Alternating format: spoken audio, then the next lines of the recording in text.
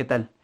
Una vez más, retomando aquí el estudio que estamos llevando del Apocalipsis, gracias a nuestro Dios por darnos este tiempo, por darnos la libertad de poder abrir su palabra sin impedimento y de poder nosotros como sus hijos estudiar lo que Él tiene preparado para nosotros, para nuestras vidas, para el mundo entero en sí. Gracias porque en ese tiempo la fidelidad del Señor se ha demostrado y se demuestra y continuará demostrándose continuamente, porque así ha sido con nuestras vidas y así continuará siendo. Sigamos orando por todas las situaciones que estamos llevando, que estamos viviendo, todas las cosas que están a nuestro alrededor.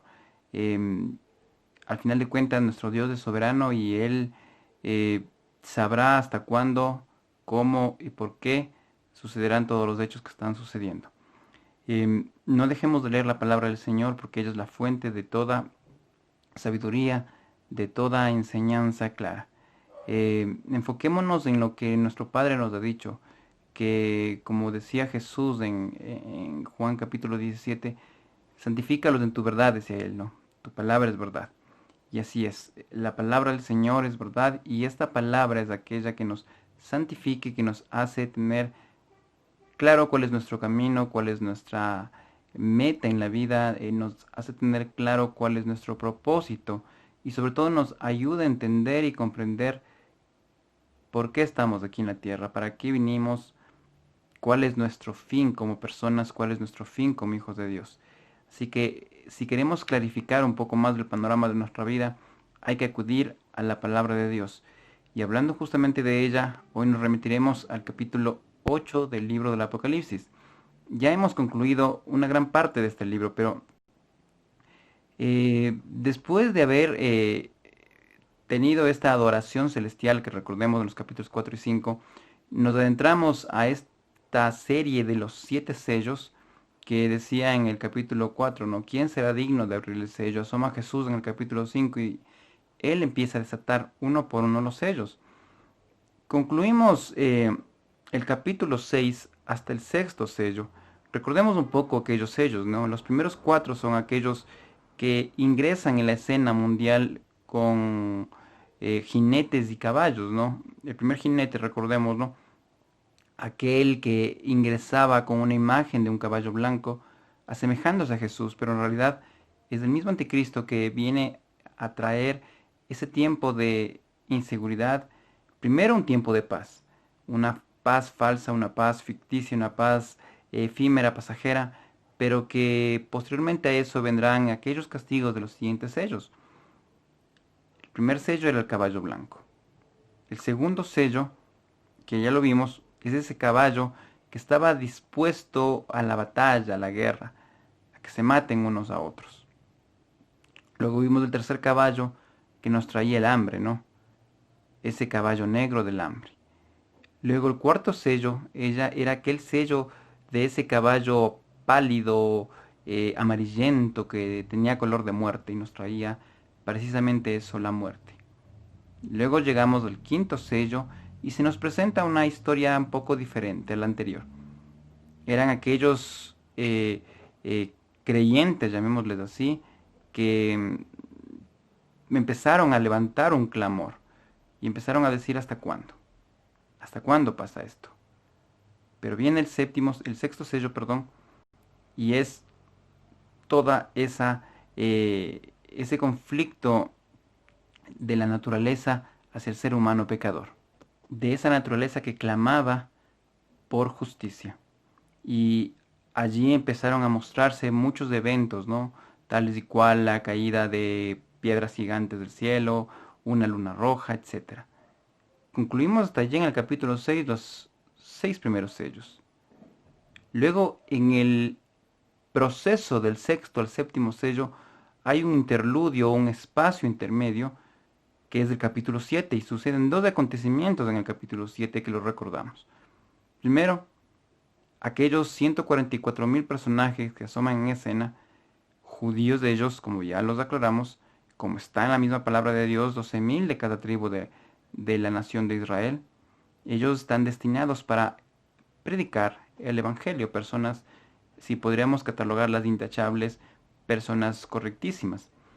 Y al final del capítulo 7, o en la segunda parte del capítulo 7, nos habla sobre una multitud de personas vestidas de blanco, personas que también eran salidas de la tribulación, personas que no negaron su fe y a consecuencia de esto, ellas fueron martirizadas, asesinadas y llegan a la presencia del altar mismo de Dios y ofrecen esa adoración al Señor.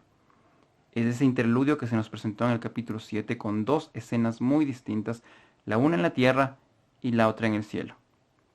Ahora se nos presenta en el capítulo 8 ya lo que se demoró en llegar, que es el séptimo sello, pero el séptimo sello es muy diferente a los anteriores. Tras de sí, el séptimo sello trae otros castigos, dos tipos de castigos más, que los veremos ya poco a poco, las trompetas y las copas de ira. Así que vamos a adentrarnos poco a poco en esto, pero veamos esta primera parte del capítulo 8 donde nos empieza a detallar este séptimo sello. Oremos para pedir la dirección del Espíritu Santo. Gracias, Señor, por este día, por tu presencia. Permítenos entender y comprender tu palabra de la forma correcta, Señor, y que la podamos, sobre todo, transmitir tal y cual tú quieres que lo hagamos. Tu presencia será la que dirija todo esto y quedamos bajo tu dirección. En el nombre de Jesús. Amén. Miremos capítulo 8 del Apocalipsis, versículo 1. Dice así: Cuando abrió el séptimo sello, se hizo silencio en el cielo como por media hora. Y es lo que les mencionaba hace unos segundos atrás. A diferencia de los 6 primeros sellos, este sello nos trae un silencio absoluto en el cielo, dice acá. Se hizo un silencio en el cielo como por media hora. Es decir, esta escena es cuando el cielo se calla o el cielo guarda silencio. A ver, volvamos a remitirnos nuevamente a los sellos anteriores. Los 4 primeros se abre, salen escena los caballos. Luego sale escena en un tipo de castigo, pero algo sucede y es algo tan contradictorio estos sellos que es lo diferente al Apocalipsis, porque si resumimos el Apocalipsis es un libro de mucha bulla, de mucho cántico, de mucha queja inclusive, como ya estamos viendo, como seguiremos viendo, es un libro que hay mucha voz, pero acá es el primer momento en que se nos dice que hay un silencio, y es el primer silencio que se nos menciona en el Apocalipsis, pero ¿a qué se debe este silencio? Dice aquí, ¿no? Inclusive nos da el tiempo, Juan, ¿no? Media hora. Es decir, aún en el cielo habrá un tiempo establecido y habrá un tiempo para las personas o por lo que suceda, porque aquí dice que durante media hora habrá un silencio. Pero, ¿por qué sucede este silencio? Fijémonos en el versículo 7. Dice, vi a los 7 ángeles que estaban en pie ante Dios y se les dieron 7 trompetas. Es así. El séptimo sello, a diferencia de los anteriores, no muestra un castigo, sino abre, como decir, un cofre nuevo de otros castigos en general. Y dice que asomaron 7 ángeles, pero detallemos un poco quiénes son estos 7 ángeles, porque dice aquí no. Vi a los 7 ángeles. Miremos aquí este artículo que está antes de la palabra ángeles. Los. No es que son cualquier ángel o cualquier ser espiritual que asomó en ese momento. Dice aquí, son los ángeles. ¿Quiénes son los ángeles que están en la presencia de Dios? Que están en pie ante la presencia de Dios. Estos ángeles, insisto, no son cualquier tipo de ángel, sino son 7 exclusivos, únicos, que están frente, de pie, dice, ante la misma presencia de Dios. Hemos visto ya antes, en nuestros mismos capítulos del Apocalipsis, varios ángeles o tipos de ángeles. Los seres vivientes, los ángeles que cantaban, los ángeles que adoraban, etcétera. Pero aquí hace diferencia. Son los, no habla como los anteriores, no. Sino dice, son exclusivos. Quisiera ver un versículo de Lucas capítulo 1 para aclarar un poco esto, ¿no? De esta escena de estos 7 ángeles. Lucas capítulo 1, miremos este versículo 19. Eso es cuando Gabriel, el ángel Gabriel se presenta ante Elizabeth y Zacarías para anunciar el nacimiento de su hijo Juan, el Bautista, que sería después llamado. Dice así, en Lucas 1:19. Respondiendo el ángel les dijo, yo soy Gabriel, que estoy delante de Dios y he sido enviado a hablarte y darte esas buenas nuevas. Dice aquí Gabriel, estoy delante de Dios. Es decir, uno de esos 7 ángeles es Gabriel. Otro que está en la presencia de Dios, del que le conocemos como Miguel, que está mencionado en la carta a Judas. 2 se nos menciona en la Biblia. La Iglesia Católica menciona otro basado en un libro deuterocanónico que ellos tienen, que es Tobías. Es Rafael. Son 3 nombres. Y en la tradición judía se nos menciona el resto de los 7 ángeles. Ellos conocían, la tradición judía conocía a esos 7 ángeles que estaban delante de la presencia de Dios. Otro es Uriel, que pues iba ahí muchos nombres que se llaman así. Muchas personas que se llaman así. Pero a ver, lo importante de esto no son los nombres, sino la característica de los ángeles. Que ellos no son cualquier tipo de ángel, sino son 7 exclusivos que están delante del trono de Dios. Es decir, son los servidores más próximos y más cercanos del Señor. Ellos están frente al trono mismo, porque dice el versículo 2 nuevamente, volviendo al Apocalipsis, que estos estaban de pie, en pie ante Dios, y a ellos, a estos ángeles, se les dieron 7 trompetas. Pero ¿qué sucedió posteriormente a eso? Aún no se tocan las trompetas, pero a ver, ¿qué referencia nosotros tenemos de las trompetas en el Antiguo Testamento especialmente? Había una fiesta de las trompetas en Israel, o cuando empezaba la guerra, tocaba la trompeta algún vigilante para avisar de que sus enemigos estaban invadiéndoles. Otro sinónimo también era cuando ellos em, concluían una batalla y tocaban la trompeta para que cese las hostilidades.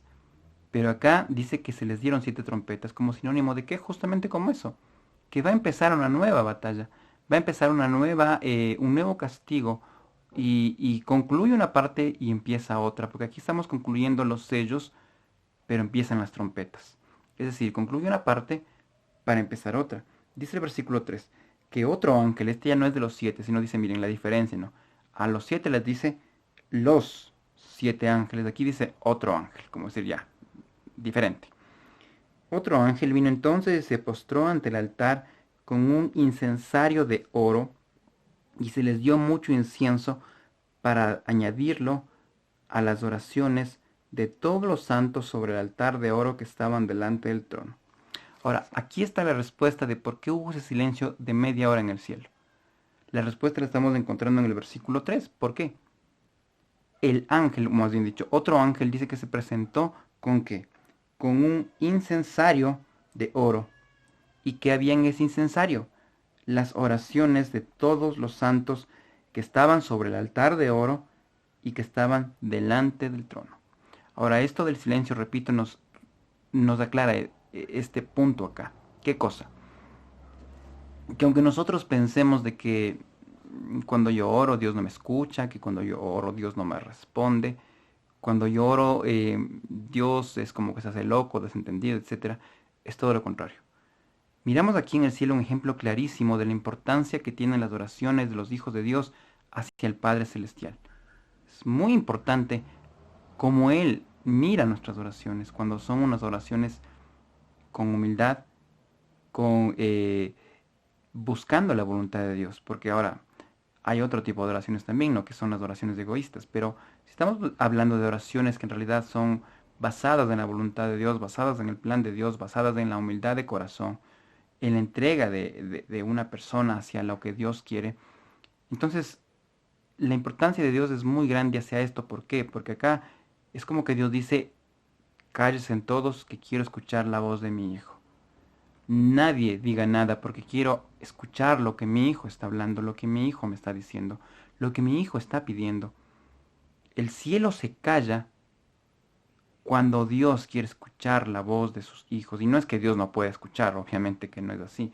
No es que Dios tiene que decirle, cállense porque no oigo, a ver, algo, no escucho bien lo que dice la oración. Cállate, ve, Ángel, deja de cantar. No, no se refiere a eso, sino se refiere a la importancia de la oración delante del trono de Dios. Que todo el mundo tiene que guardar silencio porque Nosotros los redimidos, los que hemos conocido a Cristo y hemos recibido a Jesús en nuestro corazón, tenemos el privilegio que los ángeles no tienen, que es gozar la salvación. Los ángeles, dice el apóstol Pedro, ellos quisieran en algún momento experimentar la salvación, pero no lo van a lograr porque son seres espirituales. En cambio, la salvación fue dada para el ser humano. Y yo en este caso tengo ese privilegio de que el Señor, cuando yo cierro mis ojos y le oro, el Señor dice, esto es lo primero que tengo que escuchar. Aunque el cielo esté cantando, aunque el cielo esté allí, los ángeles entonando el mayor cántico, Dios dice, escucho la voz de mi Hijo. Y esa es la importancia que Él nos da. Y aquí este ángel lleva ese incensario con las oraciones de los santos. ¿Por qué? Porque todas, dice aquí, las oraciones han sido escuchadas delante de Dios. Y si en algún momento aparentemente no hay respuesta, si en algún momento aparentemente escuchamos un silencio antes que una palabra, no pensemos que Dios no escucha. Dios siempre está trabajando. La diferencia está en que Dios mira de una forma las cosas y yo miro de otra forma. Repitamos este versículo 3, dice que otro ángel vino entonces y se paró ante el altar con un incensario de oro y se le dio mucho incienso para añadirlo a las oraciones de todos los santos, sobre el altar de oro que estaba delante del trono. Ahora miremos cuál es la respuesta, versículo 4. Y de la mano del ángel subió la presencia de Dios, ¿qué cosa? El humo del incienso con las oraciones de los santos. Es que es así. Esto se asemeja a esta escena a como era una parte del sacrificio en el Antiguo Testamento, que el sacerdote tenía que entrar al lugar santo, no al Santísimo, al lugar santo y entregar ese incienso, y el incienso salía como humo delante de Dios. En medio del lugar santo y el lugar santísimo había una cortina que separaba estos dos lugares, que era el velo del templo como se le conocía. Ahora es la diferencia. No es que tiene que ir otra persona ajena a ofrecer algo mío. Yo directamente con una oración voy y como dice Hebreos, ya no hay ese velo porque Jesús lo quitó y directamente yo voy ante Jesús y Él es el que lleva, directamente Jesús lleva mi oración al Padre. Es la gran diferencia ahora. Entonces es lo que pasa acá. Lleva el ángel este simbolismo de este incensario y de estas oraciones y dice en el versículo 4 que es como que esas oraciones son escuchadas y suben, dice, suben al trono mismo de Dios como ese olor fragante del incienso. Entonces estamos viendo que lo que nosotros hacemos hoy es muy importante para Dios y Él escucha y Él responde. E insisto, si es que aparentemente no escuchamos, tenemos que ser pacientes porque el tiempo de Dios es muy diferente a nuestro tiempo. Jamás Dios llega tarde. Pero ahí está Dios y está siempre trabajando. Y aquí dice el versículo 4 nuevamente, que de la mano del ángel subió la presencia de Dios el humo del incienso con las oraciones de los santos. Siempre llegan a su presencia, siempre son escuchadas, pero son respondidas en el tiempo y la voluntad de Dios. Porque pongo un ejemplo así hipotético. Digamos que alguien entra recién a estudiar en la universidad una carrera y ustedes, la mayoría que está en este proceso. Yo entro hoy a estudiar una carrera universitaria y le voy a decir, Señor, por favor, permíteme graduarme lo más rápido posible. Pero si la carrera dura 5 años, es imposible de que me gradúe lo más rápido posible. Yo me estaré graduando como mínimo en 5 años. Y en ese proceso, Dios seguirá trabajando en mi vida. Y aunque yo quiera desesperarme y terminar y egresar lo más rápido posible de esa carrera, al final de cuentas Dios me seguirá mostrando y me seguirá dando sabiduría a diario en cada semestre, en cada materia, en cada examen que tenga que dar, etc. Y Él se manifestará. Démonos cuenta que aquí será un proceso largo, pero Dios estará allí siempre. Es así. Hay oraciones que son respondidas en un tiempo largo, en un proceso largo, llamémoslo así. Y Dios está allí en todo tiempo. Y al final de cuentas, después de los 5 años, y de hay que rendir tesis, etc., terminaré, obtendré mi título y el Señor habrá actuado en ese proceso. Ahora también sucede en el caso quizás con una enfermedad, ¿no? Uno puede decir, quiero ser sanado ahorita, pero quizás Dios quiere mostrar otras cosas y mostrar otro proceso. y es muy diferente. Pero démonos cuenta acá que el Señor dice aquí, escucha esas oraciones y llegan a la misma presencia de Dios, a su trono mismo, como un incienso que llega hacia él. Versículo 5 dice que el ángel tomó el incensario y lo llenó de fuego del altar y lo arrojó a la tierra, y hubo truenos, voces, relámpagos y un terremoto. Recordemos lo que pasó hace 2 capítulos, en el final del capítulo 6, cuando los santos, los salvos de ese tiempo de la tribulación, ellos decían al final, ¿no?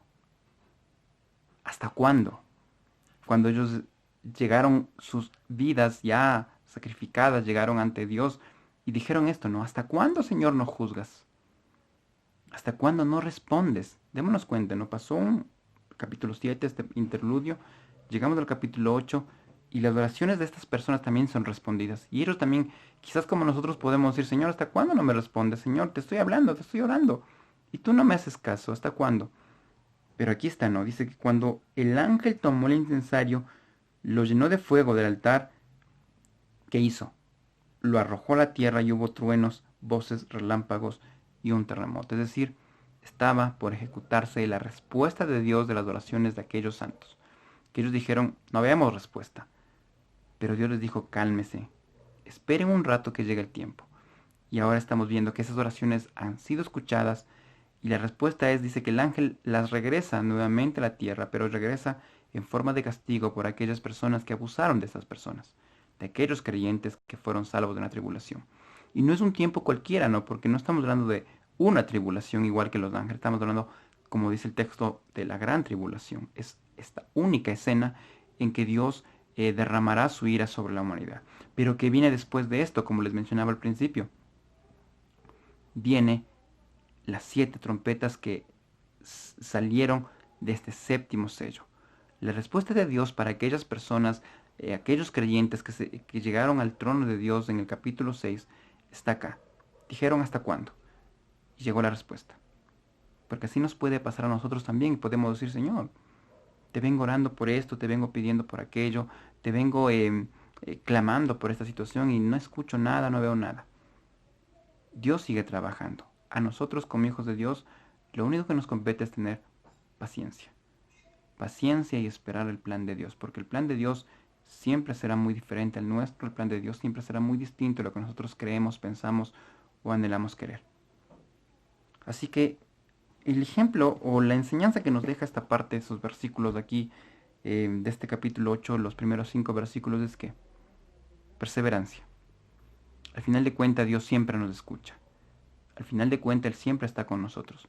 La promesa del Señor por medio de Jesús fue, estaré con ustedes todos los días. Y Jesús dijo también, voy a prepararles un lugar. Las promesas de Él están allí. Lo único que nosotros debemos es esperar en esas promesas y decir, Señor, tu tiempo se ha cumplido, gracias porque fuiste fiel conmigo. Y ahí está la diferencia. Si nosotros empezamos a desesperarnos y empezamos a querer buscar soluciones de respuestas diferentes, como fue en el caso de Abraham, ¿no? Que Dios le dijo, tú vas a tener un hijo. ¿Qué dijo Abraham? No, Dios está demorando. Hay que hacer las cosas de manera. Y después vino esa equivocación de Abraham teniendo un hijo que no le correspondía tener. Y a veces nos pasa eso a nosotros. Queremos en un momento las respuestas así, como una hada madrina que nos tiene que contestar ese mismo rato. Pero el tiempo de Dios es muy diferente. Tenemos que esperar en ese tiempo porque Dios se manifiesta en un tiempo que se le conoce comúnmente como el Kairos, que es un tiempo perfecto, eterno, amplio, inigualable. En cambio, nosotros vivimos en un tiempo que es el Cronos, el tiempo humano, que hoy estoy, mañana quizás ya no esté, hoy esté sano, quizás más luego ya no esté sano, etcétera. Dios se manifiesta en un tiempo perfecto y eterno. Así que no podemos cuestionarle a Dios sus acciones y sus decisiones. Tenemos que esperar y ser pacientes, sobre todo pacientes de ese plan y propósito de Dios, porque Dios se manifiesta en todas las personas. Continuemos leyendo la palabra del Señor, continuemos buscando al Señor y la presencia suya, que en la dificultad, en la crisis, en la tribulación, se manifieste la fe, se manifieste esa esperanza de tener un Salvador que ya hizo todo el trabajo por nosotros. Saber que la obra está completa y saber que solo de la mano de Dios y de la dirección del Espíritu Santo por medio de la obra de Cristo en la cruz es lo que nosotros debemos vivir. Que el Señor les bendiga, nos dé la sabiduría para entender su voluntad y su propósito y sobre todo que seamos fieles a Él. Si estamos fríos, estamos apáticos, miremos nuevamente a su presencia. Si estamos enamorados de Él, continuémoslo haciendo día a día. Y sigamos adelante y si el Señor lo permite, nos estaremos reencontrando la próxima semana. Que Dios les bendiga.